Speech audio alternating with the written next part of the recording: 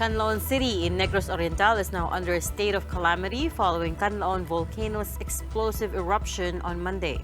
Several towns and barangays are now covered in ash, forcing residents to evacuate.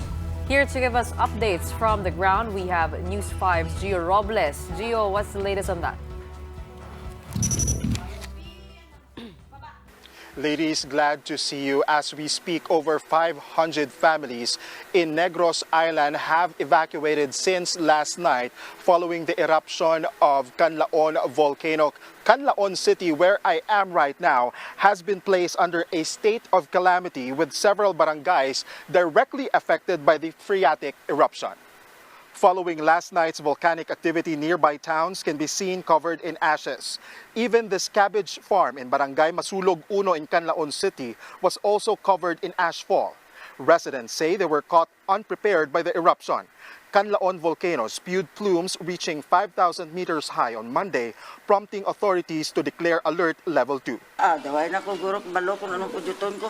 Wala na ka mo nagduwa-duwa pa magtiner sa balay nyo? Ay, oo malagyo kaya kay amo sinaya.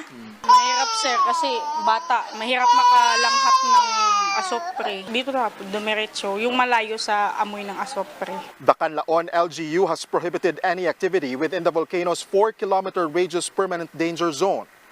The local government also ordered since last night mandatory evacuations in the areas within the permanent danger zone or PDZ. President Bongbong Marcos has assured help for the families affected. Patuloy ang ating mga ahensya tulad ng PhilBox, NDRMC at ang DSWD sa kanilang masusing pagsusubaybay at pagbibigay ng suporta. Namigay na tayo ng mga sleeping kits sa La Castellana at may 13,000 family food packs na ang nakapreposition sa Negros Island at may karagdagang 40,000 food packs at iba pang non-food items na paparating. Naka-standby din ang ating mga air asset para sa mas mabilis na pagresponde.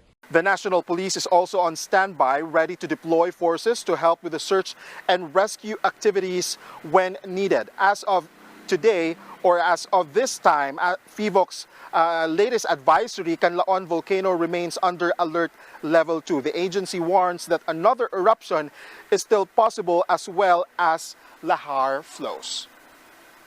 From Canlaon City, back to you.